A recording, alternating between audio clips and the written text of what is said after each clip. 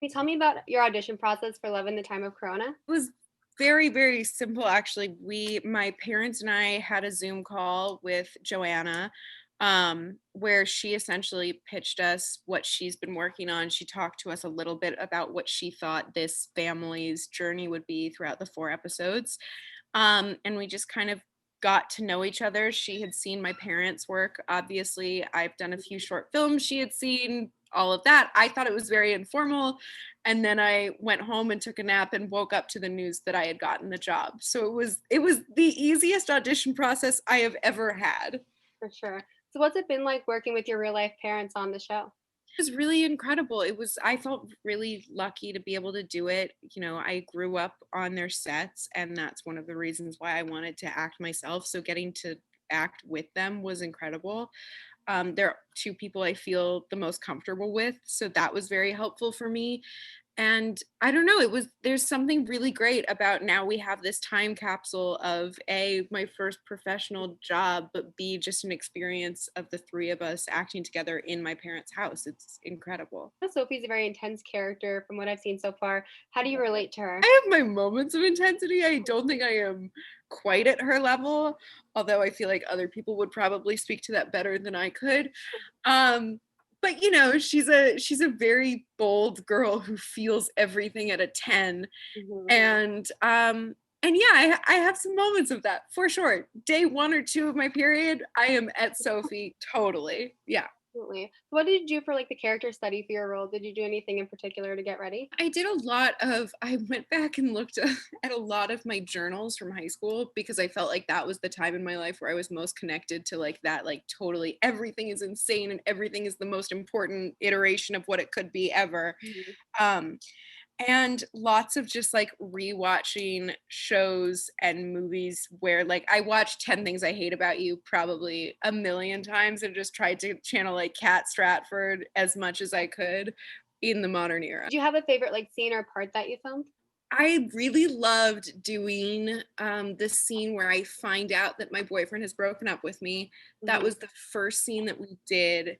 And to have to start out this process doing a scene where I come into a room really happy and then leave the room and re enter the room 2 seconds later, sobbing hysterically, was a huge challenge and was also like the most exciting thing in the world to realize, like, oh, I can actually do that. Like, that's awesome. So that was very fun.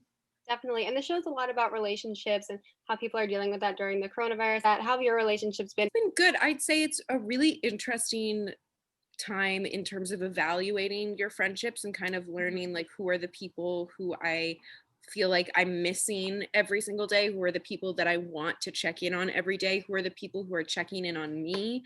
So that's been very interesting. It's also just like, you know, my roommate and I have gotten significantly closer, and that's a wonderful thing. And it's also probably wouldn't have happened if we weren't quarantined together. I know like you worked with your parents and it was filmed in like their house, so you're not like like quarantining with them. No, I am in my apartment with my roommate, which Oh, has nice. been absolutely lovely. And she's the greatest person in the world. I'm very glad that I am quarantined with her. My poor younger brother is quarantined with my parents and going slightly insane. At least you have that freedom of being by yourself with your roommate. That's awesome. And I know Exactly. the show was filmed with like remote technologies. What was that like for you working with like maybe a phone or a laptop? Was crazy. I mean, much of it was like actual professional cameras that would just be in the rooms, and Marco, our DP, would kind of like use a remote control to do it. And then there were a few things done on the computer. It was all kind of great. I mean, it was very new, obviously, but doing the scenes where it was the cameras and like no one's in the room with you, it's a really great way to forget that you're doing something that's going to come out and be seen by people. Like it wasn't until the last day at one point where I could hear people talking outside that I had a moment during a scene of like, Mhm. oh, right. People are watching this because those cameras are on and people are going to be watching it later. That's insane. Like, so it was a great way of forgetting to be self conscious. Are you having like a premiere party when the show debuts in a few weeks, or do you have any plans? Um, I think my roommate's gonna make me do something, but I have no plans. I mean, the crazy thing is this cast, we only met over Zoom for a table read, so I think as soon as it's safe to do so, we're all due for a huge cast dinner reunion slash get to know you thing. For sure, definitely. And what do you think fans are going to take away most from the series?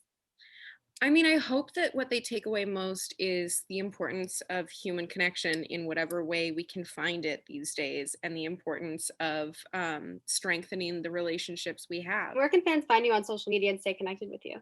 I'm on Twitter. It's at Ava Bellows, and they are pretty much all tweets about Brad Pitt, who I am wearing on my necklace. Like, it is very, Awesome. Thank you so much for taking the time to talk with me today. thank you.